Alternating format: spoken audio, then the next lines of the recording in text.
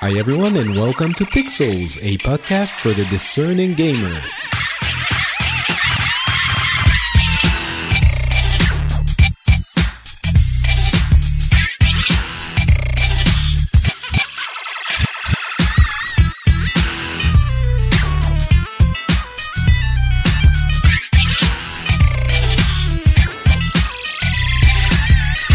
Hello everyone and welcome to Pixels. This is a show where we cover the news from the video game world and industry from the past couple of weeks.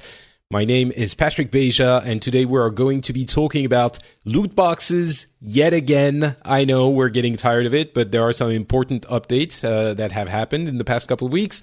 We're going to be talking about sales and the games we've snatched during those sales and maybe the games we've played recently. We're also going to be talking about the Resetera forum and the exodus from the other forum that may or may not be named. All of this I'm really glad we can do because we have someone absolutely perfect to discuss all of these topics in the person of Daniel Ahmad, Jude EX, or also very difficult to pronounce stuff. Between the forum name and your own nickname, you like stuff that no one knows how to pronounce, Daniel. I do. Probably because it's a Chinese name. Mm-hmm. So people will always pronounce it wrong. But talking about China, I do want to ask you about PUBG going to China via who is it? Tencent, I think. No, not Tencent. That's interesting. Yeah.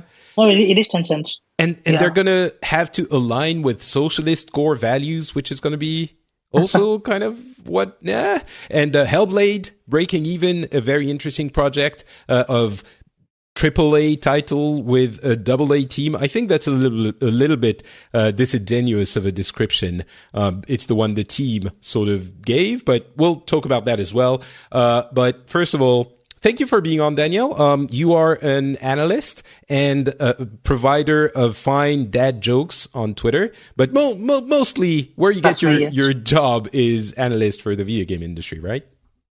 Yeah, that'd be correct. And thanks for having me on, Patrick. It's always great to be on this podcast.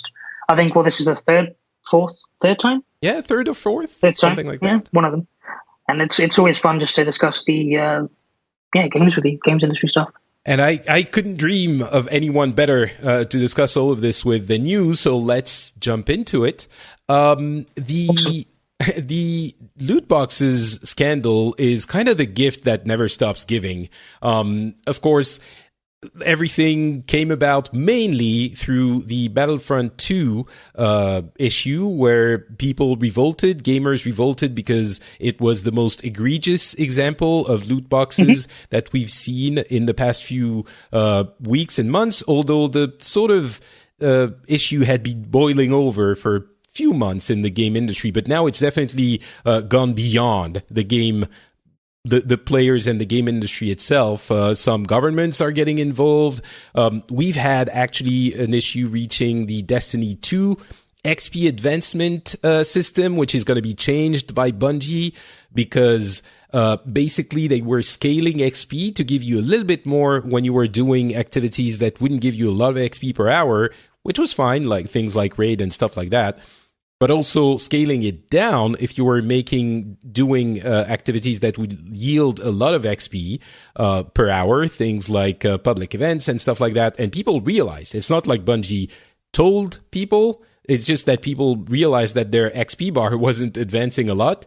And so that sort of came to light and it was definitely a deception. And the problem is that XP is used to give you the equivalent to loot boxes, the bright engrams that give you the rewards from loot boxes. So it can be seen, and it probably is, to limit the amount of bright engrams that players are going to get by playing the game. And Bungie very quickly acknowledged it and was like, all right, we're going to change it. Sorry, it's not working out. But it's kind of iffy to begin with. I still have a lot of love for Destiny 2. I think the loot boxes are not a problem there, as they are not in Shadow of War.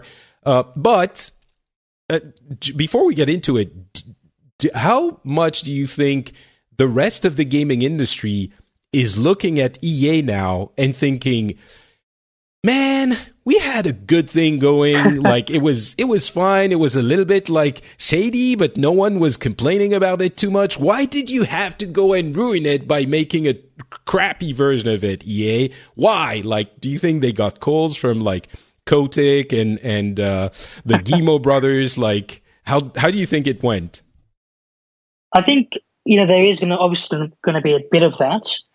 What EA has, or at least what this kind of controversy has brought about, is a lot more awareness for, I guess, loot boxes and add-on content and microtransactions in general, and sort of how games are being designed today. And the simple fact is that they are being designed to be service games and to kind of drive engagement and spend post-launch. So it's no longer about the $60 game anymore. It's about the $60 game plus whatever engagement and spend the publisher can get out of a player. And so I think, that kind of mantra in terms of games isn't going to change as much.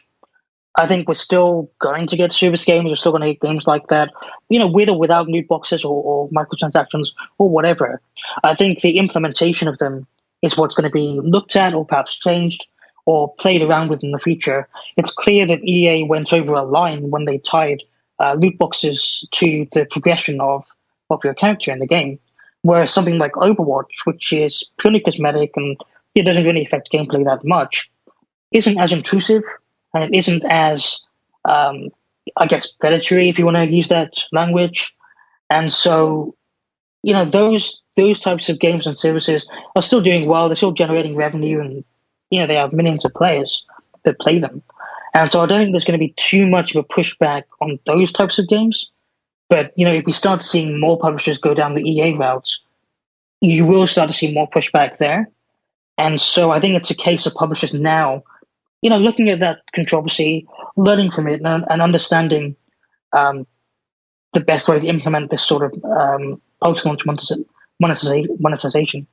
Yeah, I think for me, I mean, I've expressed this sentiment in the past in the show. I'm not a big fan of loot boxes per se. Like, if they weren't there, I wouldn't, mourn their losses.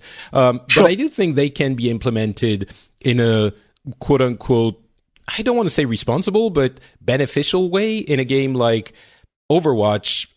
It's one example, or free-to-play games where it can enable free-to-play PC games. I think mobile is a lot more slimy, and I think a lot of gamers are worried that the mobile version of loot boxes will insinuate itself into the core gaming world of PCs and consoles.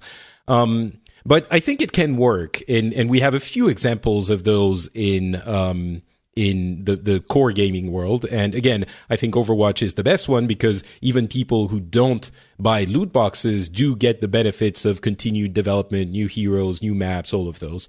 But yeah, certainly the case of Battlefront 2 was kind of the one where everyone agreed, no, that's not the way to do it. Not to defend them, but they didn't have any chance, any opportunity to implement cosmetic improvements or changes because the IP is tightly controlled by Disney, and they can't make like the pink stormtrooper or the Darth Maul with pigtails, or so that wasn't an option. But still, although I would have liked to see Darth Maul with pigtails.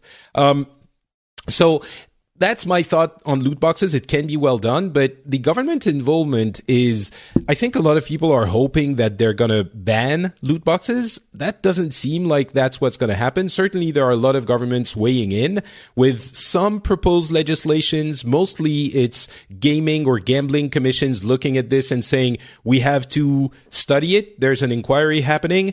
But the preliminary thought is, we should probably work with the industry to put in boundaries and mostly warning labels or stuff like that, like treating cosmetics differently than gameplay impacting loot boxes. I don't think it's going to be banned outright, right? I mean, that's not where the governments are looking like they're going, right? Anyone that's expecting, loot boxes in general just to be banned outright is probably going to be disappointed, because that's not what's going to happen. Neither is it what these regulators or gambling commissions are looking into right now. At this point, there isn't anything that's suggesting regulations will be implemented. At the moment, it's all kind of investigative stuff. So Right. they're looking into for example, is loot boxes in games going to be considered gambling? How does that affect console games, let's just say mobile games? How can that be communicated to the customer? Is it even gambling in the first place? There's all these questions that are being asked, and there isn't anything concrete about it. And even if there was something concrete, there's still a lot of process. There's a long process they'd have to follow in order to get that implemented. Because right now, it's a case of just trying to understand, where loot boxes fit in. Peggy and the ESRB, for example, have said that this isn't gambling as such, but that doesn't mean that there can't be other regulation in place, such as, publicly disclosing the drop rates or adding in a label on the packaging of the box, which would, say this game has gambling mechanics or loot boxes or whatever it is.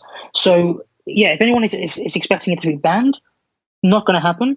But that's not to say that, these investigations won't lead anywhere.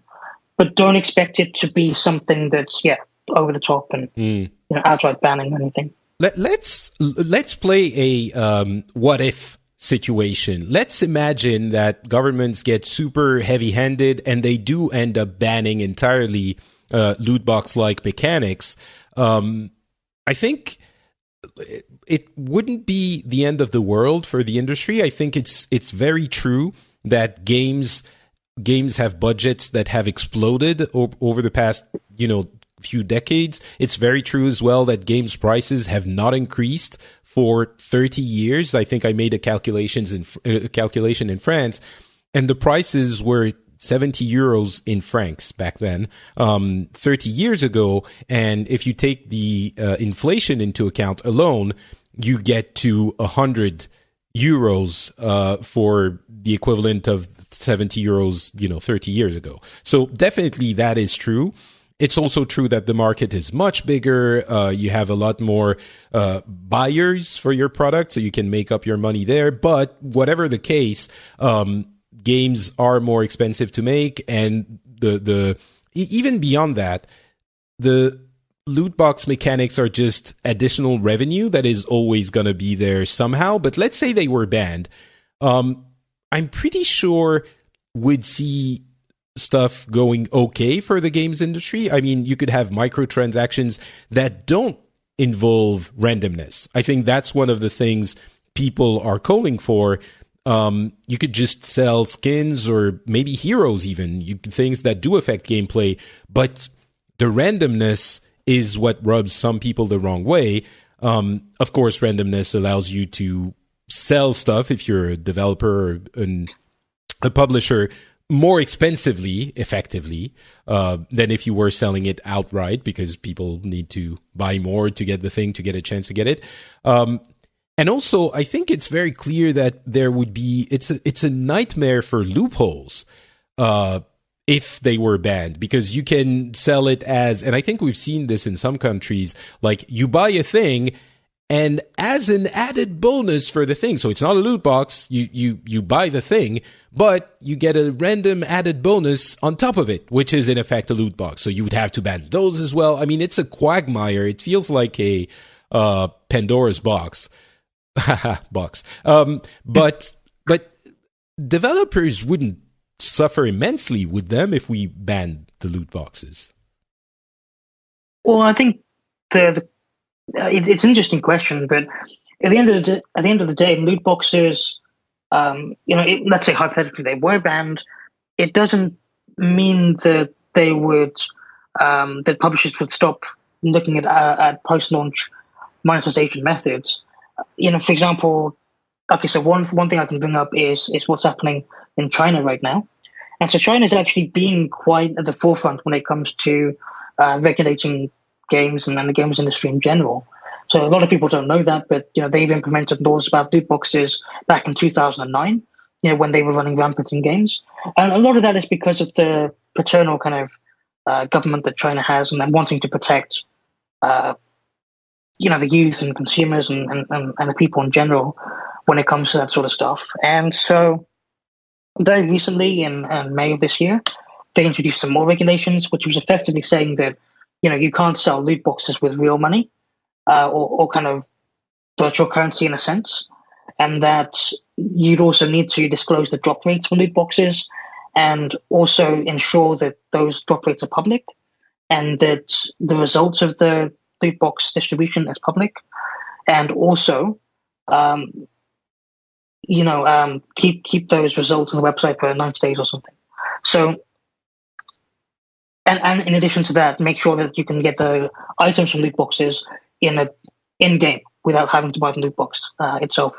So the reason that was introduced was because, China was aware that the government there was aware that this could be seen as gambling, and so they introduced those regulations and policies so that it wasn't classed as gambling anymore, but still allow publishers to implement it in a certain way that would make it not gambling. So the way that publishers do it now is that you can buy it with in-game currency, and the loophole there is that you can use real-world money to buy virtual currency, which you can then use an in-game currency. So you're still buying it with real money, but there's 3 extra steps you go through. It's similar to what Assassin's Creed Origins did. And then another loophole that people found is that, as you said, you can bundle loot boxes with extra items or whatever. And then that's what Blizzard has done in China. And that's how they've got around those regulations effectively. There's nothing illegal about it yet, but obviously if China's government decides that, no, that's not acceptable, then they can clamp down on it. But go ahead. No, I mean, I think that, if that was the case, that'd probably be the best implementation of it, where it's regulated in the sense that they have to disclose the drop rates and all that stuff. I don't think we're going to see an outright ban on these. Especially it's because that would be a huge, complicated mess that would apply to every single game and industry, and it wouldn't work out that well. And it begs the question of other quote-unquote loot boxes like Panini stickers, collections, and games like Magic the Gathering. I had discussions with people on Twitter where I was genuinely asking, like, Magic the Gathering is loot boxes. Like, those games we've grown up with, those Panini stickers, the Yu-Gi-Oh! and Pokemon trading card games, they are loot boxes as well. And I don't think they've ruined the youth, as it's often put forth as an argument, like, oh, it's predatory for kids. Yeah, I can see that. I can even agree to an extent, but it's to me, it doesn't feel like gambling because you can't make money out of it. Now, the definition of gambling is kind of fluid, so I can see how it could be considered gambling. But so the bottom line for me is, I really don't think it's gambling, but I do agree it is something. I don't know what, but it is something. And it's. I can see how it would require extra steps in regulation, but I think ultimately a solution that seems reasonable would be to have labels, warning labels on the games, saying this game has random-based post-purchase transactions. Basically, this game has loot boxes. Sure. Having the percentages more obviously displayed, I think, could be a good thing. Could be informing the consumers a little bit more. That could be beneficial. And potentially, not certain yet, but maybe some age restrictions, especially on loot boxes that include gameplay elements. If it's all cosmetic, I think it's more acceptable. But if it's gameplay elements, maybe restrict to, 13, 16 years old, something like that. And I think that seems like a reasonable compromise for everyone. A lot of people on Twitter were agreeing with a poll I made. Not everyone. There were still some people who were saying, just ban it completely. But those 3 things, warning labels, percentages, although percentages, statistically, we basically know them if you look for them. But still, it's good to surface them. So warning labels, percentages, and maybe age restriction for some of the things seems like it would be a good good compromise. What do you think? Do you have another idea to throw in there if we were talking about what we would like to see happen in that field? Yeah, I mean, going back to your point about, trading cards, blind bags, all that sort of stuff, it is very similar in the sense that if you look at some of the top selling products this holiday, you got the Hatchimals collectible stuff, which is effectively, blind bags or whatever, and you get random Hatchimals, and then you got to collect them all. So it's a very similar sort of thing when it comes to the psychology behind it, and that's why across loads of industries you'll see that sort of stuff. And yeah, a lot of it is targeted at kids, whether it's Star Wars Battlefront 2 or whether it's these kind of Hatchimals or Pokemon trading cards or whatever it is. It is there, and that's just what it is. And so if I mean, it is there, and I mean, we grew up with those as well, and I think the dramatic nature of all of this is being overemphasized a little bit. Like, oh, it's predatory and it's gambling for kids. It feels like it's cigarettes and booze being forced into your kids, 6-year-olds' courtyards. I think there's a little bit of over exaggeration there. We grew up with all of those, and I think we grew up okay. We're not addicted to Pokemon trading cards. So sure, there's a little bit of measure that needs to be inserted into that conversation, it feels. Yeah, I mean, you'll see on the backs of those packs as well that they have, guidelines and warnings and kind of the drop rates and stuff for that. Right. So some of those are regulated and some of those already do. And, at the end of the day, the fact that you can actually sell those cards if you want, I mean, it does make it closer to gambling. As you say, the definition of gambling is fluid. But, in a sense, it is a very similar thing. And the only difference here is this is digital and that's physical. So that's the major difference. And I think that, there's going to be a lot of conversation around it in terms of, classifying it and what would be the best appropriate way to deal with those sort of transactions. I think at the very minimum, you're going to get the regulator say stuff like, okay, just implement parental controls so that, children can't access it. And at the maximum, you're going to get, okay, well, it's going to have warning labels and drop rates disclosed and all that stuff. So, you saw a very similar thing on mobile games. It wasn't loot boxes per se. It was more kind of just general add-on content and in-game app purchases, so in-app purchases. And so that was solved by just saying, okay, we'll put parental controls on it and put warnings that, this includes in-app purchases and all that stuff. So I think that's what you're going to get out of this instead of the whole loot boxes being banned. And I think that people that do want loot boxes being banned have to sort of reconsider it a bit, because this sort of stuff exists across a lot of entertainment sectors, and kind of kids' toys and digital games and whatever. And so it's something that's already there and that is regulated, and expecting to be banned, probably not going to happen. Expecting it to be regulated, sure, that's a reasonable take on it. And it's something that, I push for myself. And, at the end of the day, with the free market that we have, if there's a game like Battlefront 2 where you don't like it, then or you're not a fan of the monetization, first of all, don't buy it. Second of all, make your voice heard to the developer or the publisher, in a calm manner, write into them by email or something and say, look, these are the reasons I'm not buying it, or I'm not supporting your game. If you make these changes, then I'll buy it. And obviously, you can inform others as well. There's no need to shame people if they're going to buy the game anyway. That's their choice. I have friends who will buy it, some friends that won't buy it.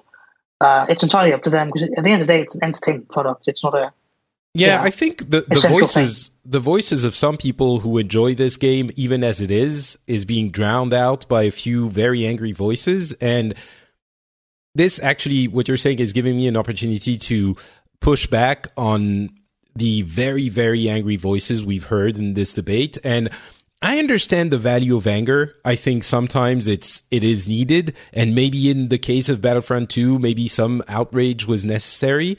I think, maybe it's possible, but I do think that in some cases, gamers especially, but people in general, on YouTube, you have a few people that are almost specializing in anger, and they're taking the voice of, hey, I'm the common person voicing your outrage against the man, and I represent the man is out to screw you and F them because this and that. And it feels to me extremely, well, maybe not hypercritical. Maybe for some of them, they're genuine, but the fact that, I make this analogy, and I've talked about this in a few episodes, in a few different shows already. Anger sells in the same way that sex sells, and that anger that is being peddled, I've taken to calling them like anger mongers because I think it fits. They're selling you anger because anger makes you more likely to follow them and like them and be angry, and like it is their commerce. This is what they do. They sell anger. And I think it's very important to be aware of this.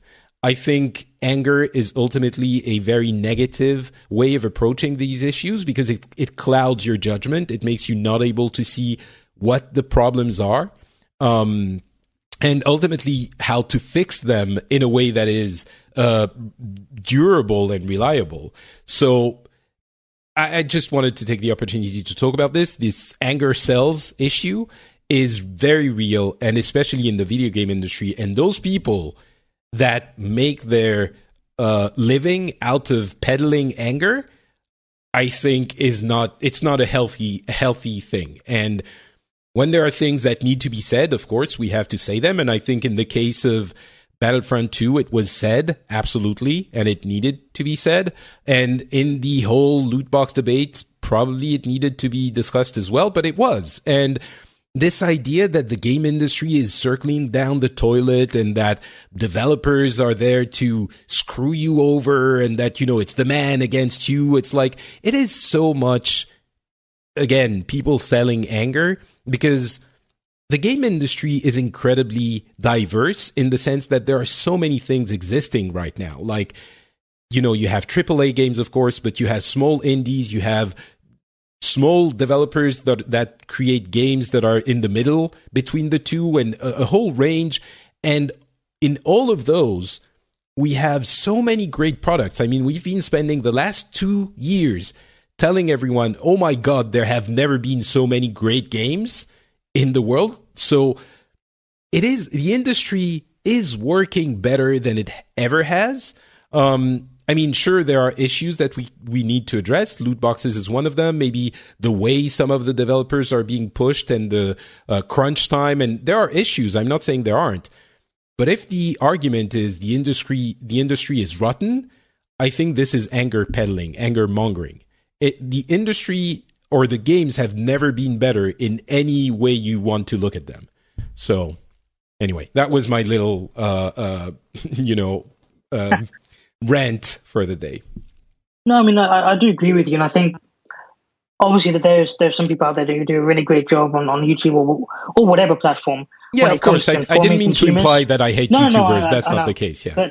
But I do agree that there are some that, who will put anger before facts. And I think what that does lead to is sometimes you'll get, some people who will send death threats and get overly angry and kind of not see the full picture. And I think that one thing that people need to do is, first of all, not trust everything or not blindly believe everything that someone tells you straight away, especially when they're the person that's, screaming the loudest or whatever. Take some time to look at the facts, do some research yourself. I know that's not something that everyone can do, but, getting a wide variety of opinions before just kind of, letting confirmation bias take over is I would say better. Get sources you trust first and learn to trust them, and screaming the most loud is not a criterion for getting trust, right? I think that's important. But getting the people that you trust is something that is key. But yeah, sorry, keep going. Sure. And yeah, I mean, I've seen a few YouTube videos where, they have a good point, but the evidence that they use or the facts that they present in general are incorrect. And so, yeah. You have to kind of look at that and actually, because don't get me wrong, some of these YouTube videos actually have a good overall point. Like they actually want to get across this reason, but the way they get to that point is incorrect, and it leads to a lot of misinformation, and then that's used against developers or publishers or whatever in an incorrect way. I mean, one thing that I want to say just quickly is that the whole reason we're having this debate is purely because of the switch we've seen in the games industry over the past decade, in that a lot of publishers these days are moving towards service games instead of kind of fire and forget games. So what that means is, you go back 10 years ago, you have a game like Uncharted 1, for example, where it's a single player game, 10 hours, $60, that's it. Now you have games like Destiny 2 or Grand Theft Auto 5, where the whole experience is more online based, and it's encouraging you to engage over a long period of time. And there are a few reasons for that.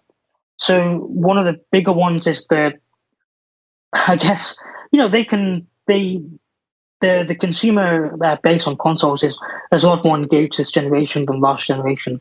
It's also a smaller user base, just purely because we had stuff like Wii last generation and Nintendo DS and all that, PSP stuff. Whereas this generation, you've got, a couple of core consoles that are selling well. And because of that, in particular, there's a push to kind of generate more revenue from each individual player. And at the end of the day, average revenue per user is actually increasing a huge amount, because people buy more games, first of all. People are willing to spend more in games, for expansion packs or microtransactions or download content or loot boxes or whatever. And so publishers are, implementing more of that because they know that people are going to buy it. And the second reason as well is because, in general, you have seen the publishers, the top 10 publishers at least. And bear in mind, when I say all this stuff, I am talking about AAA style publishers. Right. So the top 8 publishers account for about 80% of the total packaged software sales in the US, just to give you a random quote. So these guys make up, the huge amount of sales and huge amount of the market, just as 8 publishers alone. That's stuff like Activision, Take-Two, Ubisoft, etc., EA. And so what they want to do is hold on to that market share. And so they want to create games that are going to sell in big numbers and into kind of, as many people as possible and as profitable as possible. And so they are creating games. They're creating less games every year in order to do that. One, because in general, game development is getting more, if you want to create games at that high level, you need more resources, more time, more money. That's why games take, 3-4 years to develop and these days compared to the standard 1 year or 2 years before. Yeah, I've heard a lot of people mention that we don't see those kind of crappy, half-assed games that we saw a few years ago. And that correlates, I guess, with the increase in quality of games that we've seen over the past two years. And you're right, developers develop a lot less games with roughly a much higher budget per game. So they spend a lot more time, talent, and energy on each one. It's because those smaller games don't sell as much. Again, when you command 80% of the market, the other 20% you don't really want to compete there because that's everyone else. And so, releasing smaller games, yes, you'll see, Ubisoft release stuff like Grow Up, and you'll see EA release stuff like A Way Out and all that stuff. But, those games don't generate the same sort of return that a big AAA, Battlefield or The Division or whatever would generate. And so the publishers are putting money into development, they're putting money into marketing, because at the end of the day, they want to create the best product out there that's above the competition. They want to market it to everyone that they can. And that's why you have Overwatch, which has 35 million players, whereas a smaller game, which tries to be Overwatch, can't really compete on that level. And so, that's what they're trying to do, and that's what they're doing it. And the simple fact is that budgets have increased. That's a fact. The overall spend may not have for some publishers, but when you look at EA, who are publishing 50 games in 2010, now they're publishing 6 or 7 games every year in 2017. The actual amount they're spending per game is a huge amount. And, that's why a game that's a service game is more likely to be greenlit, because you can spend $80 million on a single player game and then have to sell, a certain amount of copies to make your money back. Or you could spend $80 million on a service game, sell the same amount of copies, but also have a post-launch monetization model, which keeps players engaged and keeps them spending over the lifetime of a cycle. That's why Grand Theft Auto 5, for example, has been so profitable, not just in full game sales, but in actual, post-launch content as well. Right. Through the shark class that they have. And that's also why games like Rainbow Six Siege continue to sell really well every month. That's why it's selling so much. Whereas a game like, for example, Wolfenstein or, a single player game will have a limit on how much it can sell, purely because people aren't engaged after that 5, 6, 7, 8 hour game. And they're not going to recommend it to their friends to come and play with them online or whatever. Right. Constantly months after the release. Yeah, exactly. And so that's why those games, are actually underperforming for Bethesda. That's why Agents of Mayhem didn't do that well. That's why a lot of single player games haven't done that well. And I mean, one thing I'll say finally is that a lot of people say to me, okay, but what about games like, Sony first party, Nintendo first party? What about Nier Automata and all that sort of stuff? And yeah, you're right. Those games do exist. And the reason for their single player games existing, when Nintendo and Sony, for example, is one, they have a completely different strategy to third party. They don't really want to compete with third party AAA. They want to get people on their console, so they make games for a wider audience. Secondly, those games in general, the margins on them are a lot higher for Sony and Nintendo, because Nintendo and Sony will charge Activision, $10 to publish each game, each individual game on their system, whereas Sony and Nintendo don't pay that cost. So they actually end up earning a lot more from their games. If for example, they sell 8 million units, and that would give them more money than if Activision sold 8 million units.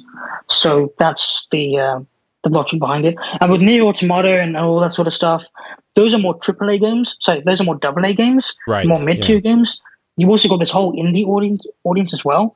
So yeah, as you said earlier, there is this kind of bigger market outside of AAA that is still making single player, is still focusing on other type of genres and elements and all that sort of stuff. And so you'll find that they will implement service elements, but there's still games that I think a lot of people will find were around 10 years ago or whatever. Mm.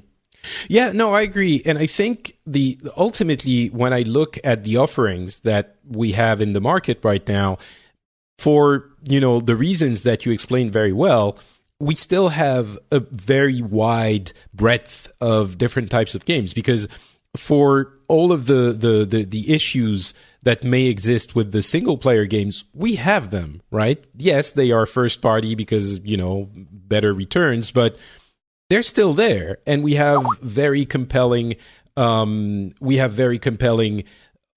for the single player games. And the other thing I want to mention is that some people might think, wow, it's terrible that the business model is influencing the game design, and this is, I think, very naive, because for the entire history of the gaming industry, that's been the case. I mean, even its inception, like arcades, where the design was literally making sure the player would die every 5 minutes so that they would put another coin in. And so obviously it's always tied to that, and hopefully the game designers make the best of it. But I'm also reminded of the outrage about DLC a few years back, when people were saying, "Oh, you're cutting the game in different pieces and then selling back to us," and that was a problem initially. But then the balance was found, and now, as I often say, DLC is like, as long as you get a fully complete, full-fledged basic game, then the DLC is more content for those who want it. And if you don't want it, you don't have to buy it. And I think that works really well for people who really like a game. And to conclude this, I do want to mention about the outrage and anger that it robbed us of a rethinking of the model around DRM with the Xbox One when it was first announced. There were some bad things in there, but there were also some good things, like the fact that you could resell a game that you purchased digitally. You could resell it, you could lend it, you could do stuff with it. And the outrage was so blind and strong that it got all shut down, I think with reason, because Microsoft definitely, jumbled that message and did a mess of it. Legendary mess, actually. But the result is now we have digital games that we purchase and can do nothing with. And that is not a great thing for consumers. So the whole point is, when someone promotes anger, it's kind of like, the two magic things, like this is to protect the children and this is terrorism. This is to fight terrorism. Whenever you hear those two things, you should take a second, take a step back, and really think an extra minute about what you're being told to make sure it's actually the case. And I think when the message is being conveyed with a lot of anger, you should have the same reaction. Doesn't mean it's wrong. Doesn't mean the underlying conclusion is wrong. But it warrants that extra minute, that little bit of measure, couple of steps back. All right, what am I being told here? So, anyway, that's the conclusion for me. and with Microsoft, I think, that's a perfect example of how businesses are run.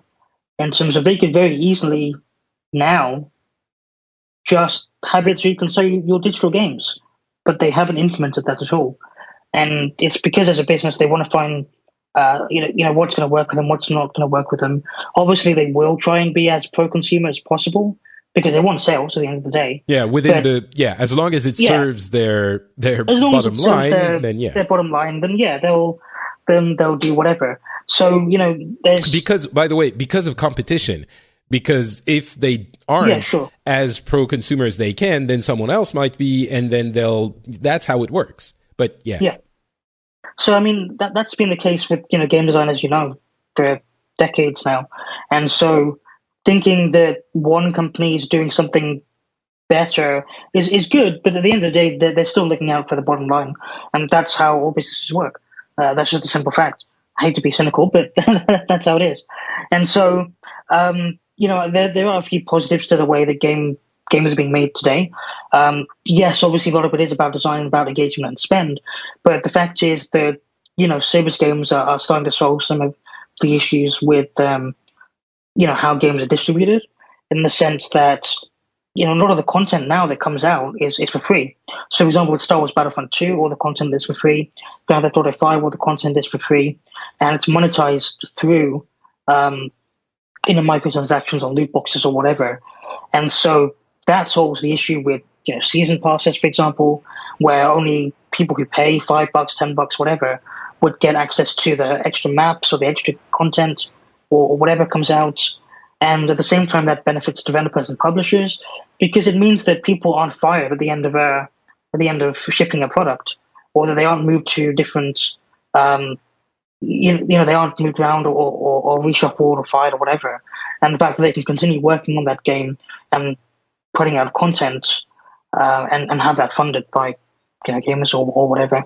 Yeah.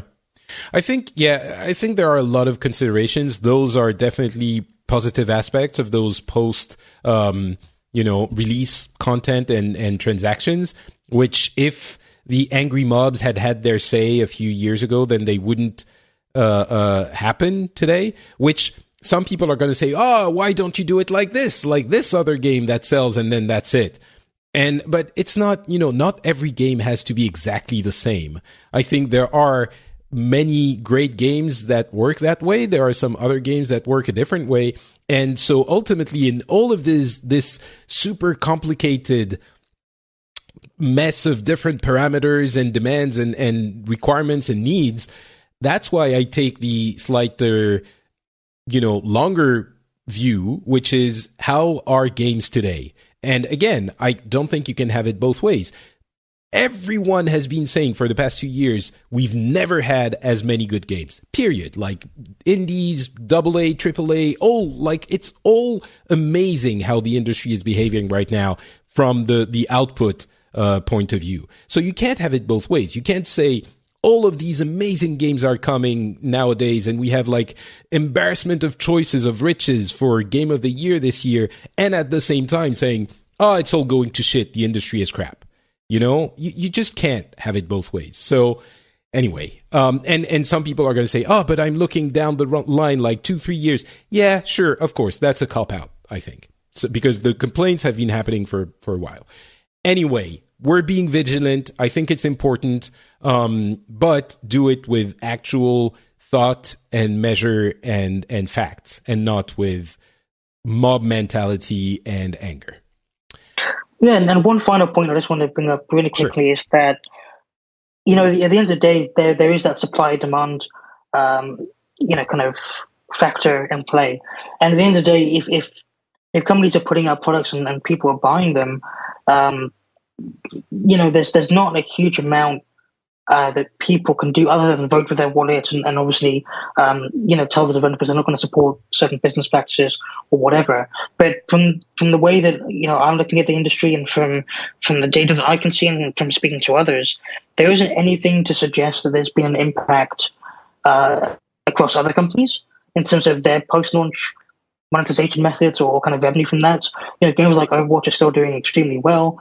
Games like Grand Theft Auto 5 obviously are massive, huge. Destiny's also doing, relatively well. They need to fix a few things there, of course. But once they do, and once they listen to consumer feedback and kind of, pivot the game as they need to, then, these games are actually doing quite well and they're profitable, they're selling well. And at the end of the day, the mass market consumer is actually, fairly open to these games. And I think a lot of people actually are, but there are obviously lines where, people don't want companies to cross. And I think that's good that they're being drawn now rather than later. Yeah. There's definitely going to be, as we said in the beginning, we're coming full circle. There's going to be consequences to that whole scandal. Companies are going to be a little bit more reticent to implement things that cross the line. If we do end up getting warning labels and stuff like that, that's going to have a deterring effect as well, which is probably a good thing. So ultimately, things are going the way they should, and the industry is being corrected, and we're finding balance. And I don't think we need mob mentality to achieve that. Maybe we do, but I really don't think so. Because mob mentality didn't do anything against, Shadow of War and Destiny, because those games, if you look at them, as I did when I played dozens or hundreds of hours, are fine. And the mob mentality against those was not warranted. So I don't think that the mob mentality was needed with Battlefront 2. What was needed is, the facts to be laid out properly and the proper authorities to take a look at it. And that's what was needed, not the kind of, Anyway, we spent too much time on this. Let's talk about sales.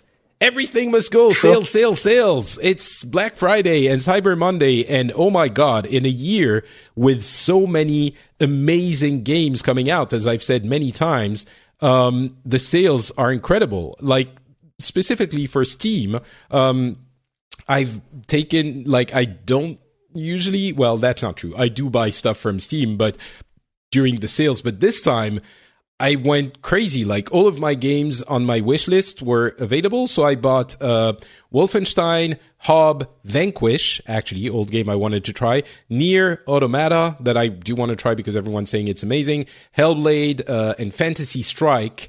And I have so many games to play. I went and finished Mario, the last level, which was super hard, but super fun. So much fun, that game. And there's Cyber Monday sales on PlayStation with VR consoles, deals on Xbox One S's as well everywhere. So many things to buy and play. I'm curious, do you have any games you've been playing recently? I know you finished Assassin's Creed Origins. Anything you want to mention that you enjoyed, that you want to talk about? Yeah, so I just, as you said, I finished Assassin's Creed Origins. That was a good game for me, I've been a fan of the series for a while. I think there were some good changes made to the series, and then obviously the whole kind of world building around the game was really impressive, and I quite enjoyed that. I think the weakest points were probably the story, and also some of the RPG elements may not have worked as well in terms of maybe some combat stuff or leveling up stuff. I think, if they work on that, next year's game or whenever the next game is could be, really good. And yeah, that was a fun game. That was my sort of, I put a lot of hours into that. So that was the big game I played recently. I've now moved on to Mario Odyssey, which Yes. playing, and so I've got to the water, the lake.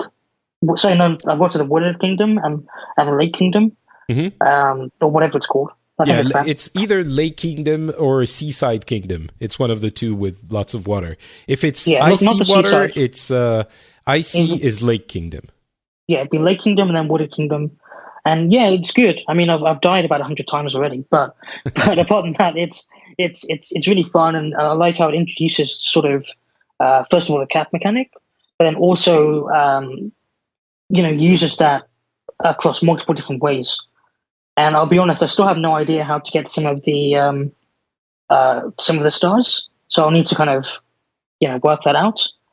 But I've got all of the ones that it needs you to get, to move on to each kingdom. But there's still some that I see up in really high places, and like, how do you get there? But I guess that'll be the fun of it. It's really well done in the sense that it is never punishing. It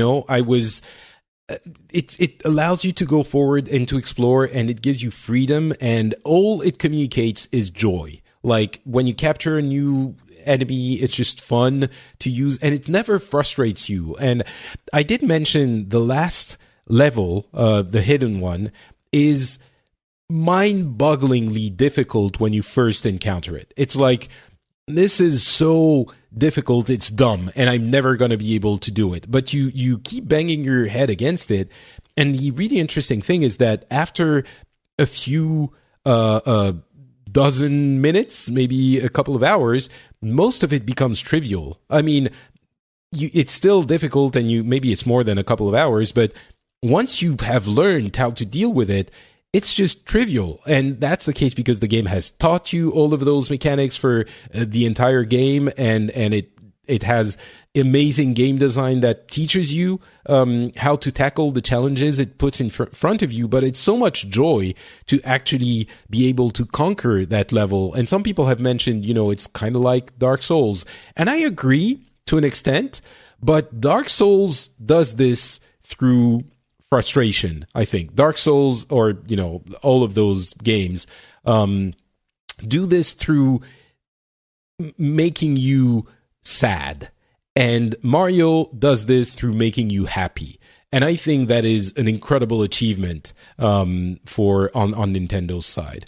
So I played that as well. As I mentioned, I bought Fantasy Strike and Hob. I do want to talk about Wolfenstein, but first, Fantasy Strike, super fun, super simple fighting game. And some people might have heard about Rising Thunder, which was a game that was basically endeavoring to make fighting games understandable and simple enough that anyone could go and play them. I think ultimately Fantasy Strike failed. Ultimately Rising Thunder failed, but Fantasy Strike is really fun. It does away with so much of the fat of fighting games and leaves only the main meat of goodness of fighting games. And it's still in early access, so I wouldn't recommend anyone go buy it now. But I think it has a really interesting, I don't know how successful it's going to be, but it's a super interesting approach to fighting games. And as a fighting game fan, I think it could be a really fun game for people who are curious about the genre, and who just want to have fun with friends. I don't know how deep it is yet. I have to still look into it a little bit more, but I was very, very surprised. Fantasy Strike, apart from having the worst name in the world, possibly, I think it's a terrible name. It's some elements of the design of this game are insanely clever. Like super, super clever. All of the moves you make are one button in one direction, basically. and that's it. And still, it retains enough depth that it is interesting, at least for a few hours. And so things like your health bar is not an obscure number in the hundreds. You have like 7 sections or 8 sections, and each hit will take off 1. So, and initially it's a little bit disorienting, but really it works super well. So anyway, Fantasy Strike.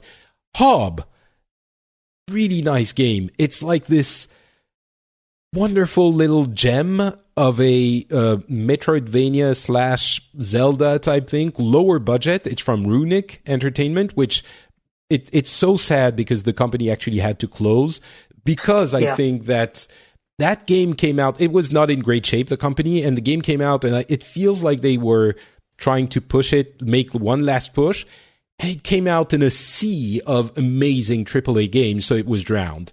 Any other year or time, I think Hob could have been a more significant success. It's so poetic, so beautiful. It's peaceful. It's a little gem, and it's really sad that they couldn't make their endeavor work. But if I think it's worth picking up if you're done with all of the thousands of other great games that are available this year, or if you want something for more quiet enjoyment. And it would be great on the Nintendo Switch, but sadly, I don't think that's going to happen because the company is not there anymore. It's unfortunate, Yeah. And finally, Wolfenstein 2. So I haven't finished the game. I think maybe 5-6 hours in. I passed that moment where things happen that everyone refers. And I mean, I finished the first one last week. I had never finished it. I was very late to the Wolfenstein party. And I will say the second one is sort of a continuation of the first one in every way, but slightly improved in every way as well. It has the same faults. The gameplay itself is fun. It's not gonna blow anyone's mind. It's okay. It's fun. I've heard a lot of people saying, oh, you have to play an easy because what the hell, it's too difficult sometimes. I don't find that at all. I think the difficulty is quite well tuned. I play on the middle level of difficulty and it works really well. I have to restart levels sometimes, but I've done the whole first game and at least until now the second game in that level. But the gameplay is not the main part. The storytelling is surprising for a Wolfenstein game, and it's on the level of any other narrative-focused game out there. Like, it's just as good as Uncharted, just as good as any other of those games. Pretty incredible how they managed to stay entirely true to the incredibly goofy spirit of Wolfenstein, which is basically, for those who don't know, Wolfenstein is this soldier dude going to kill Nazis that are half robots and half mechs. Like the last boss of the Wolfenstein 3D is Mecha Hitler. So it's just wacky and dumb. And in this game, it is the same kind of wacky, but it builds up that world super well, and it makes BJ Blazkowicz, which was an icon on your, basically a soup of pixels on your screen, into a fully fledged character with emotions and relationships, and you understand the character and how he relates to everything around him, and it is such an incredible achievement for that game and that company. I mean, I could not recommend that game. Yes, I could recommend a game more, but that is going to be a heavy, unless it goes to shit in the second half, but it's going to be a heavy contender for my best game of the year, because it's just perfect in everything it tries to do. It's not perfect in every way, but everything it endeavors to do, it achieves. And that feeling of having Nazi-occupied America, I don't think I've ever seen so well-crafted before. I know there's The Man in the High Castle as a TV show, but I mean, it at least rivals that, and sometimes even more cynically and well written. How well it's written is out of this world. It's perfect pitch. It's never, pushing it too far, maybe a little bit too far, but, it mixes like heart-wrenching depictions of things with humor that is saddening at the same time. It's weird and super well done. And at the same time, I will say, I do a political show as well, which is, a news show, which is called the Phileas Club on the same site. And having delved into that in a very neutral and measured manner, I have to say, it is extremely satisfying to have a pop culture thing where Nazis are unquestionably bad people. And you don't have any ifs or buts or maybe or, that's the reason or having to delve into stuff. No, they're bad. You shoot, even though there are some things that show the, other aspects of it too, but you shoot them in the face and they're not. It reminded me of the 80s when I grew up, We realized back then that Nazis were actually bad. It seems people have forgotten. So I love this game for many, many, many reasons. I can't wait to see what happens next. And it's an incredible achievement, and Bethesda and Machine Games should be commended for it. So go buy Wolfenstein 2. Oh, actually buy Wolfenstein 1, very cheap right now. And then buy Wolfenstein 2 when you're done with it. It's not absolutely necessary to do the first one first, but I think it's worth it. Yeah. Yeah, I've heard some good things about the game as well. And I think, we need more games like that. Just kind of really grip you in and have a great story. And good gameplay too. Yeah. I do think that it is one of the better ones of that category. It's simple enough that it doesn't embarrass itself with it's not an open world where you have collect 15 million things. You do have collections of stuff, but it's not necessarily the kind of thing that you need to achieve it's not filler, or it is filler, but you don't need it. But between Doom and this, it's kind of an incredible achievement for Bethesda these past few years, and can't wait to see what they're going to be doing next. All right, so let's move on. Before we move to quick news, I did want to ask you, since we have you here, a couple of months ago, there was this NeoGAF collapsing thing. It since came back up, and then Reset Era has sort of taken the how in French we say take the relay, but the it's now one of the main hubs for industry people. It's a forum that people go to from the industry to discuss stuff. Can you tell us a little bit, because you were one of the people behind the creation of Resetera or Resetera, how do we pronounce this? I mean, it's both, I guess. It's like Ubisoft or Ubisoft. All right, fair enough. So yeah, what happened there? What is it now? How's it going? All of that. Yeah, I mean, it all happened extremely fast, to be honest. The first week is still a bit of a blur, but I guess what happened was that when GAF went down, there were a lot of people who were considering moving away to different platforms or looking for a new forum, and so. This was really kind of a community effort where we all decided just to work together on a new forum. And so, we had a huge response from people who were working in tech or, web design or interested in helping out and, policy making or whatever. Just come on board and then just, work on this great forum, which was basically one of Sirium, the admin. It was his idea to kind of, start working on that. And so I think a lot of people were quick to rally behind it just because everyone was kind of forced into Discords or whatever. And so there was a whole disjointed mess going on. And we have to say, maybe for people who don't know what NeoGAF was or maybe still is, it's really a place where Is it fair to say it was the town hall for the industry? So many people from the actual industry, like developers and not just, and journalists and analysts and all of those, were coming to that forum to discuss stuff from the industry, sometimes in a slightly unnerving manner. But is it fair to say it's a town hall for the video games industry? Yeah, I mean, it's certainly the most popular, I guess, gaming forum out there. And, it's referenced quite a lot in media and kind of and stuff like that. And there were some prominent members on there. So, yeah, I mean, that's the general gist of NeoGAF in general. I was a poster there a couple of years back, and that was a good time.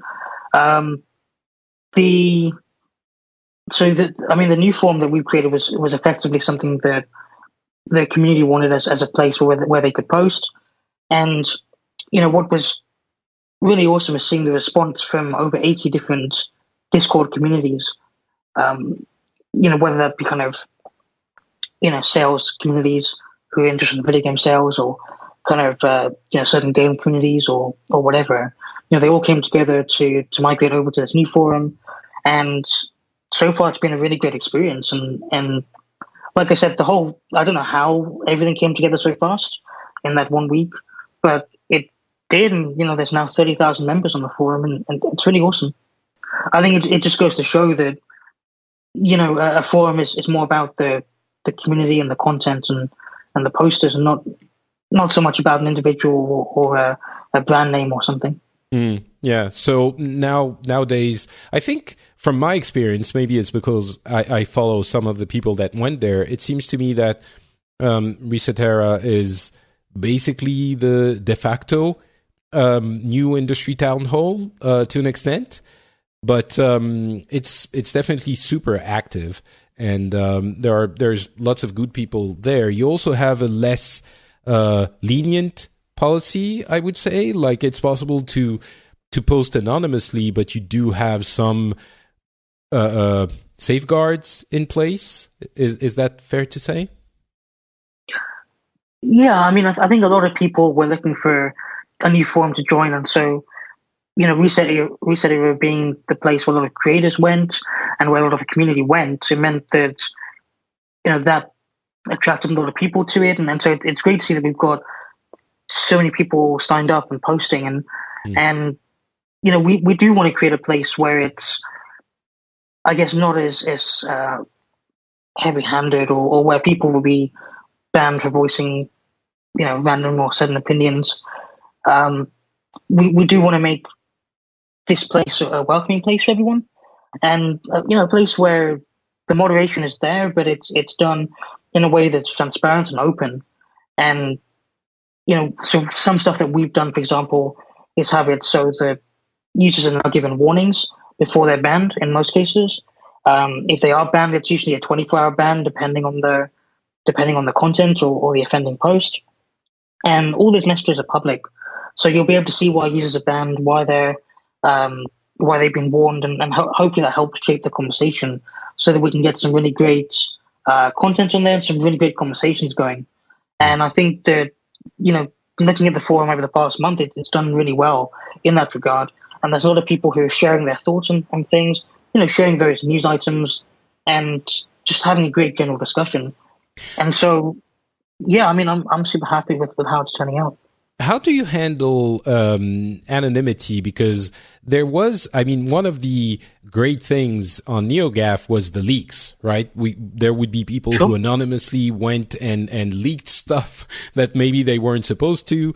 And my understanding is that on Resetera, you have a little bit less of that anonymity, or maybe there are special measures for some people. How do you handle those? Can we expect to get some weird leaks there, or is that something you've foregone for making sure that people were a little bit more responsible for what they were saying? I think leaks in general is something that you can't really police across the internet. You're going to get them on Reddit, you're going to get them posted everywhere, and so they'll eventually make their way to Resetera as well, whether that's a new thread or just a post, linking to a different website. Right. So, I mean, that's going to happen. What we do have in place and what we're trying to work on is a verification program for those that do work in the industry. And so how that will work is that it'll allow people to, verify their role. So if they're a journalist or a developer or whatever, they can verify through us, and they would then get a verified tag on their account. And so what that does is that gives them, a bit of a voice, and that gives them more authenticity behind their posts. And so when they do post in a thread about a certain thing, that they're talking from a place where they have the knowledge to do so. And so that gives posters the ability to trust them a bit more, and in turn to actually learn from them, and vice versa. And so we're trying to help bridge the gap between, the forum community and the games industry. And further on that, we're looking to introduce sort of a Q&A sort of product or whatever. And so similar to sort of feature, yes, that's it. Sorry. And similar to what Reddit do with, AMAs, is something that we're going to try and do here. And it's going to be with people in the games industry. And it'll be sort of, where users can ask questions that they want answers to or that they want to learn about. And, people in the industry can respond. And so that's something that we're planning to roll out pretty soon. That's really cool. So you're looking at the forum not as that's the forum and that's it, but you're planning on adding features as time goes on, or is it just that this one was something you thought of and you're implementing, and maybe there won't be any additional ones in the future? Well, I think we always listen to what the community wants, and so when we were actually building this forum, we had a lot of suggestions come in as to how best to do certain things or what ideas could work in the future, and so we've been looking at them and kind of talking with people about them, and so we have a plan in place to keep adding features to the forum. One, so the community is getting what they want, but two, so that other people can actually sign up and join in with those things. And so, the Q&A, for example, is one of those ideas that we thought was great, the community thought was great, and so we're now starting to implement that. It's not something we're doing right this second, but in the future, you'll see that it happens. Yeah, that all sounds really cool, but it does lead me to a natural question, Sure. which is, this all sounds like a huge amount of work. Are you planning on eventually monetizing all of this, or how is it going to work? Because you have lots of people working on it, I suppose. Yeah, I mean, the good thing is we've got a really great team of admins and moderators who have volunteered to help, and have put a lot of time and dedication into actually making this work. And so, first of all, I think everyone is thankful that the community and the mods and the admins are doing a really great job on this. And in terms of monetization, we haven't really spoken about that at this point, purely because that hasn't been our main thought. Our main thought has been, how do we get this forum up and running? How do we get people signing up? How do you make it so the forum doesn't crash every 5 seconds? Those technical questions and kind of community questions. And so the admin Sirium, in this case, who's the main owner of the website, has decided that he's going to fund it through to the end of the year by himself, and that's really awesome of him. And if we are going to look into monetization in the future, we'll announce that at a later date, probably in the new year, because we still need to actually have the discussions around how that would work. Because, as I say, right now our main concern is just about making the forum happen. Right. And I think the past month has proved that we've been able to do that. So you're still in let's build it because we want it mode, which is probably a good thing. Yeah, I mean that's the entire philosophy behind this forum, is that people wanted a place where they could continue posting as they had perhaps on different forums, on different communities, and there was a huge rally of different communities who were happy to migrate here for that very reason. And so that's what we've been working towards, and I think as you can see, it's really doing well. Yeah, and for those listeners who might be thinking, well, this is a little bit arcane, I don't know why this is important. It's really, I would mention a lot, like a huge amount. Like there are two centers of the gaming news, the underground gaming news on the internet. It's Reddit, as always, for everything. But more importantly, for the past few years, NeoGAF was a huge element of that. And with it losing some of its importance, it looks like Reset Era is poised to maybe take up that mantle. So it definitely is a big part of the news cycle for the V-game industry. So that's something to pay attention to. So anyway, thank you for those details, Daniel. And let's move on to a few quick bits of news. The first one is Hellblade becoming profitable in 3 months. It reached 500K sales. And for those who don't know, Hellblade is it's notable because it's a game that was started as a, how can I put it, like a new way of making quote unquote AAA games.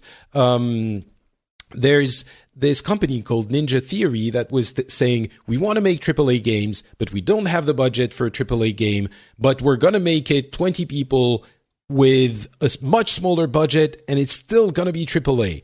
And so because of that, I think half factual observation, half marketing messaging, it's being presented as an alternative to AAA development by a lot of gamers in the industry. And I do think that's a little bit disingenuous. I mean, I haven't played it yet. I will. But it seems to me from what I've seen that it's not really a AAA. I mean, it has great... When it first started a couple of years ago, it was a little bit more... truthful than it is today. But today we have a lot of those mid-range games that are very well developed, very well designed. You have kick-ass graphics, but the scope is still the scope of a AA game. And it seems like this one fits in that category more. But so it's become profitable, which is great. It just became profitable after 3 months. But I also know that you've been a little bit, I don't want to say critical, but you've been adding some nuance to that narrative of Hellblade as a AAA success on Twitter. And I'm curious to hear more. What's your take on that game and its model and the way it's sold? Yeah, I mean, the game itself is really incredible in terms of what they've been able to pull off. You know, you look at the game, I guess, you know, from the graphical point of view, and it is up there with some of the top, you know, AAA games. You look at it from animations, and those are really impressive as well. You look at the gameplay, and again, that's got a lot of good elements there as well. I agree with you on the scope in terms of it's a really impressive game, but the amount of content is more similar to what you get out of a single player linear narrative story game instead of maybe a open world, or not that every game needs to be open world, but you know it's not on the scale or scope of some of the bigger and larger AAA titles that we see today. But it's certainly, you know, I'd class it as indie AAA, so it is sort of bridging a sort of a gap. But I think my criticisms on Twitter is that a lot of people are looking at what Hellblade has done and then applying that to companies like EA or Ubisoft, Activision, or Take-Two, and saying, well, why can't they do it? And I think that's a bit of a stretch in terms of you know, comparing the two so closely like that. You know, with Ninja Theory here, they've got a team of 20 people working on the game. So first of all, the costs on that are fairly low. They've also got a number of side projects that they're working on at the same time, which helps fund the game, and they've got the funding for that. At the same time as well, you know, the game still costs around $10 million to actually make, based on a 500K break-even point. So it's still a very expensive game, and that's not something that every company can, you know, do, especially indie, and especially without the prior experience or proprietary tools that Ninja Theory have. And so I think that what they've done is really exceptional, but their case study only applies to a few certain companies, mostly indies who are, you know, quite large, have a good number of employees. And secondly, those who are working on external projects or other projects and have the funding to spend, you know, 10 million or so on the game. So, you know, not to downplay what they've done, but at the end of the day, they still need to sell 500K to break even, and they've only just done that. So yes, they're profitable, but they're not making the sort of profit that a AAA would from unit sales or whatever. And the fact that it's taken them some time to get to 500K does show that it's not as clear cut as being a success as I think a lot of people think it is. I think go ahead. When you have a AAA game where you're spending $40-50 million into that, I think a lot of people don't realize. For example, with Tomb Raider 2013, there was that whole hubbub about, okay, it didn't meet expectations, but that doesn't mean that it wasn't profitable like Hellblade was. It just means that it didn't actually sell over the amount it needed to generate the amount of profit that they wanted from that. And so I think Hellblade is sort of a similar situation where, yes, it's profitable, but it hasn't sold over that amount significantly, or will sell over that significantly, to make this something that's viable without that external development support in terms of external projects, and without having funding already there. They're saying they're ahead of their projected sales. What Ninja's Theory is saying is, well, we were expecting to break even in 6 months, and we're now breaking even in 3 months. So, I mean, this is, my understanding is, it's good for them, but I think the expectations of a big, huge developer like EA or Ubisoft or Activision are a little bit different. The comparison I often give is, let's say, different people will have different methods of operating or of, working. And if you're an artist and we say, well, we'll give you $100 to draw this thing for me for my website, maybe you'll be interested. But maybe if you're a sales guy and you make, I don't know, $5K a month, and someone tells you, well, I'll give you $100 to work for me for one day, or a week, maybe you're going to say, I'm sorry, I don't have time. $100 doesn't really interest me. So I think those applying the same values for everyone and for every game developer in the industry is kind of misguided. And what's great for Ninja Theory isn't necessarily great for Ubisoft, and vice versa. I mean, the kind of games that Ubisoft makes might not interest Ninja Theory. They might think, well, yeah, that's great, and you're going to make 15 billion out of this, but that's not the kind of game I want to make. So yeah, basically coming back to your point that some people are taking this to say, well, every game could be made like this. That's not like, I don't think that's a healthy way of looking at things. If you see one thing that works or doesn't, and you say, we should make all of it like this because that's what I think is valuable, it's not a great, I mean, I don't want to say it's dangerous, but it is not great. Yeah. You've got to remember as well that, these AAA companies are aiming for the top of the market and for, the most sales and the most market share. And so I think people forget the kind of the mid-tier decline between last gen and this gen. Where companies like THQ went out of business. And the fact is they were producing multiple games on kind of medium budgets, but they weren't selling very well. And so in the end, they just didn't have the cash to make any more. And so, especially if one game bombs, like with THQ, that can spell the end of the company. So it's still very risky for them, and it's not something that can be applied across the industry. And at the end of the day, you've got companies like Ubisoft, for example, who do still have small teams working on games, whether that's stuff like Grow Up or Omega, which is their PC shooter, which came out. That was made by 15 people, I think. And at the end of the day, you look at those games and you realize that actually the scope of those games isn't very big. The budget in those games isn't very big. And ultimately, the sales of those games isn't very big.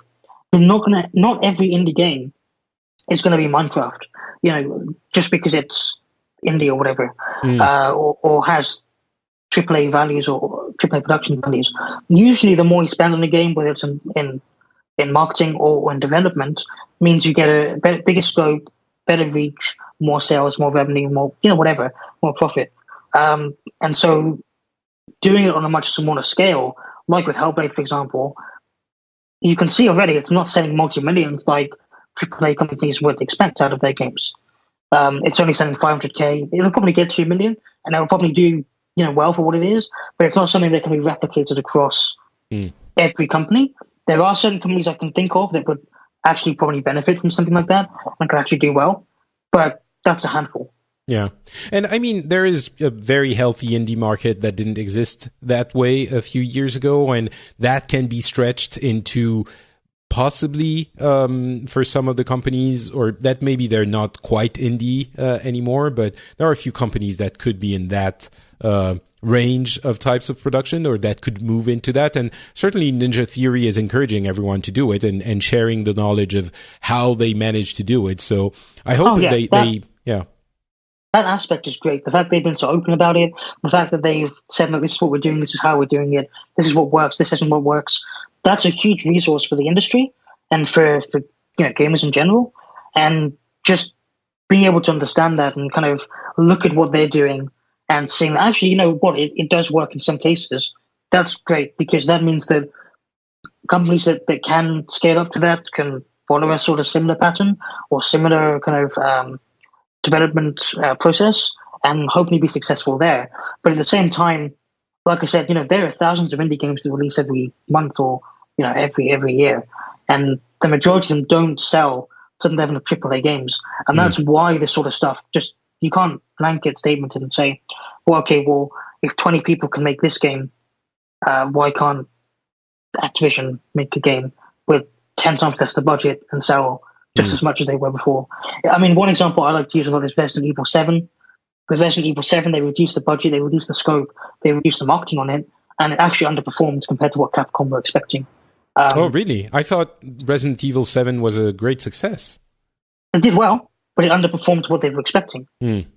Doesn't mean it didn't do well, but the fact that they expected to do sort of similar to Resident Evil 6, or actually they expected to do a bit less than that, but it actually did a bit worse than what they were expecting out of the gate.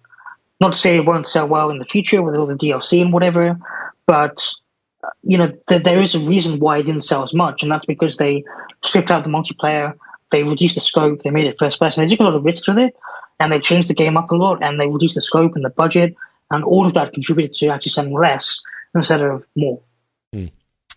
All right, let's move on to PUBG. And so it's already available in China, but it's going to change because of regulations to align with socialist values, which I'm very curious about. I know there are a few other games that were changed in the same way, with there were banners for the Communist Party in game and fighting for truth and communism and these kinds of setups. There's also Tencent developing a new battle royale game called Europa, which I'm guessing they're going to bring out to the West at some point, but it's pretty good looking. And also the fact that Tencent, it just crossed the $500 billion valuation. And there are only very few companies that are that valuable in the world, most of them being, the Googles and Apples of the world. But yeah, first, that PUBG aligning with socialist core values, what does that even mean? So it goes back to what I was talking about earlier, and the fact that China's government is very involved when it comes to regulating, all sectors of entertainment. So in this case, video games. And so what they'll do is put out regulations in order to encourage healthy development of games. So that's why games, for example, like Grand Theft Auto, would not be officially approved for release in China, because they promote, a lot of things like, I guess gambling or prostitution or whatever, that would be deemed to be immoral, unhealthy, unhealthy, illegal, or whatever, compared to China's laws. And so a lot of games do have to sort of skirt that line. And you'll find that when a company wants to bring a game to China, there's a lot that they have to do compared to any other country. First of all, because of localization and different language. Second, because of regulations. Third, because how the market is completely different and the business models that they have to employ. So there's a lot that needs to go into consideration when it comes to bringing games to China. And so one of these is the fact that there are regulations around what is acceptable in games and what isn't. And so that's why, just to give a random example here, with Counter-Strike Global Offensive, when that came to China, they had to remove the blood color from the game. So instead of red blood, it was black or green. Can't remember exactly which one. That But seems they've like also stuff we've seen before in Germany, for example. The blood sure, was yeah. often So or even in it's Mortal similar to what, Kombat in on Super Nintendo. I think the blood was replaced with sweat or stuff like that. So that seems tame. yeah. I mean, you'll see stuff like that, and you'll see perhaps certain imagery that's removed because it seemed offensive, or certain elements that promote you know gambling that's removed or whatever. Hmm. And so in this case, the CADPA, which is the China kind of audiovisual department, decided that they want to promote healthy usage of battle royale genre games, and so in doing that, they wanted to make it so that it goes with the correct values that China has. It's not unhealthy towards gamers who are under 18, and so that it fits in with all the other content laws or whatever. And so you'll notice that some of the games in China, rather than being battle royale games, they're more survival games, or they're more sort of military training games. So So you put it in a context of yeah. Mm. So they'll change the game up slightly to make it different. So it's not a fight to the death. It's a military training exercise on an island, and when you're shot, you're not actually dead. You're just out of the game. Stuff like that. So you'll notice those small changes, and at the end of the day, the game is still the same in terms of the gameplay or whatever. But certain elements are removed, certain elements are changed, and that just allows you to have a release there a lot quicker, a lot easier. You find that a lot of it is actually self-censorship as well. So the rules are vague enough to, where companies will self-censor and actually remove stuff that maybe wouldn't need to be removed, just so that they can get a release there a lot quicker and, get that ball rolling. Right. I see. Yeah, that's really interesting. I guess it would work just as well as a military exercise or something like that, but it's if you want to, anyway, there's lots of stuff to discuss there, but we're running late, so I think we're going to bring this to a close fairly soon, unless you want to add stuff to the Europa Battle Royale game or Tencent in general. Yeah, I mean, the Battle Royale genre has completely blown up, thanks to PlayerUnknown's Battlegrounds, but also before that, H1Z1, King of the Kill. And I think that a lot of companies, both in China and the West, are going to jump on this trend. We've already seen it with Epic Games at Fortnite. We've seen it with Rockstar Games with Grand Theft Auto and their sort of mode in there. And in China, Tencent and NetEase are getting in on the trend. So I don't think this is something that's going away anytime soon. I think it'll be interesting to see if any games can, do as well as PUBG, or even, perform as well or sell as well. And I think that'll be something that's really interesting to watch.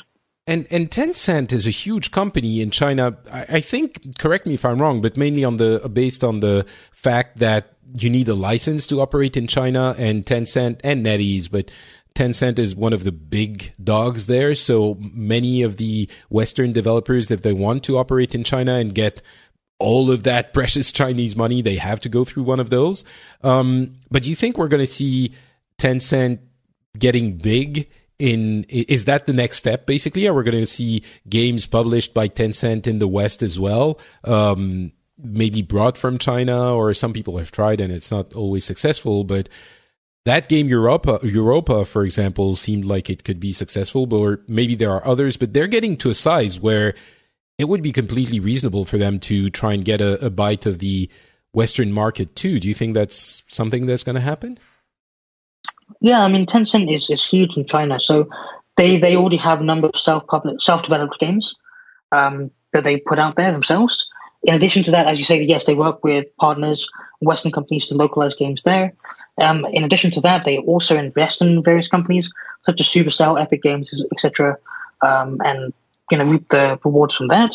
So maybe that's going to be their strategy for the West, is to invest in existing actors, which they've already started doing. But yeah, I mean, that's one of the ways they're doing it.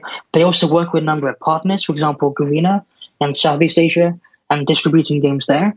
Tencent completely dominates China when it comes to games. And I think we're going to start to see them look to the West, but it might not be as direct as people think. So yes, it'll be through investments. It'll be through partners and publishing games through them. And then at the same time, we'll also see Tencent, try and bring their own games over, see how they do.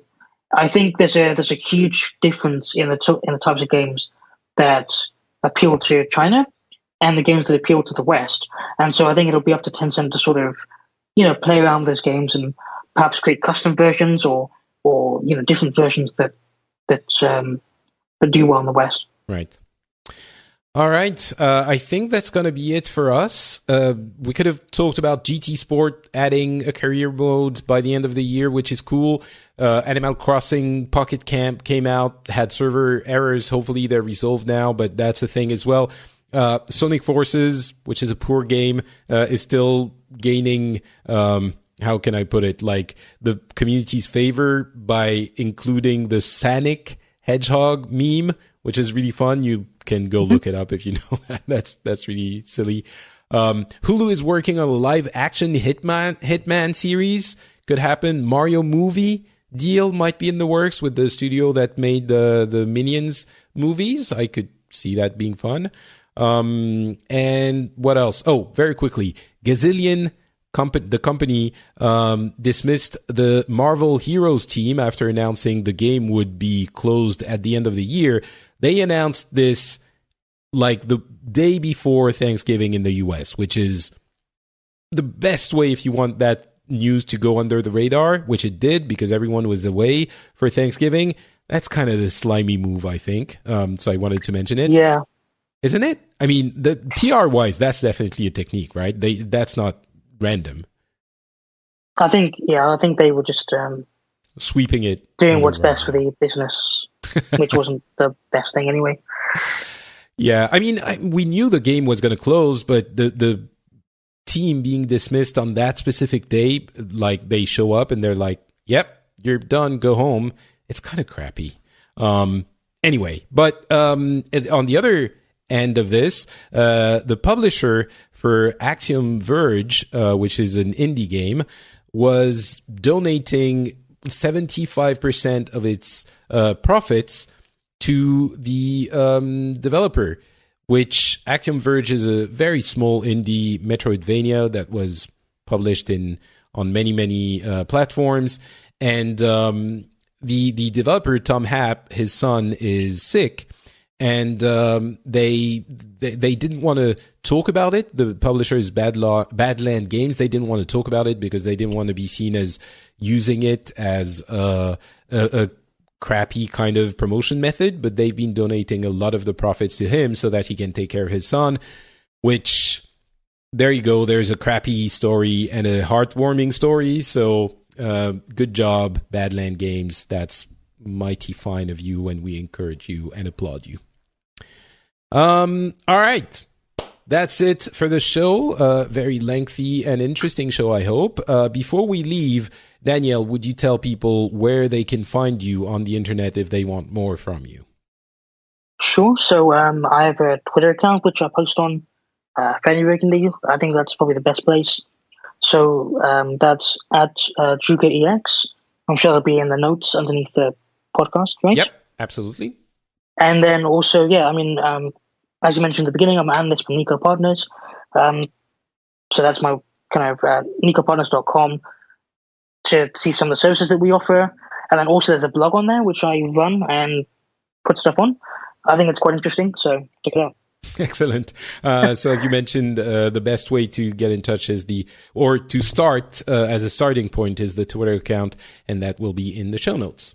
My Twitter account is not Patrick. You can also find me under that name on Facebook, and you will have the show notes at frenchspin.com, where you will also find the other shows I produce. I mentioned the Phileas Club, which is a really interesting, if I may say so myself, podcast about world news, where we try to be measured and get everyone's opinions in there. We recently did an episode about life as a woman, which I think went well. I was super nervous about it, but it's gotten great feedback. So if you think that's something you might be interested in learning more about and listening to what it actually is to be a woman in Western societies these days, I would encourage you to listen to that. And as I mentioned, it was very nervous for me, but I think it went well. But getting back to this show, Pixels, if you enjoy it, you might want to go on iTunes, for example, and leave a review as Holistic Robot did. He says, the best gaming podcast I listen to. Wow, that's high praise because there are really good podcasts out there. Seriously, Patrick brings his passion for gaming to the discussions and invites a variety of guests to share their thoughts on gaming and gaming news. I may not always agree or even understand, parentheses, fighting games, Patrick, really? But it's always fun regardless. Well, maybe Fantasy Strike is going to be the game for you. But thank you. Yes, we try to do this in the most serious / passionate way there is. And I hope you appreciate the kind of reflection, measure, thought that goes into the show. If you do, you can let us know on Twitter or just, let your friends know they should listen to this show on social media or just in person. That's the most difficult thing with podcasts is it's to reach new people. So if you enjoy it, tell a friend or tell many friends or just start playing the podcast in your working open space and just don't let anyone turn it down so that they get invaded with the goodness of the show. Or maybe don't do that, but tell people it's fun. Regardless, thank you very much for listening. We hope you will join us again in about a couple of weeks when we come back. Until then, we send to all of you many good thoughts and hugs and kisses. Bye.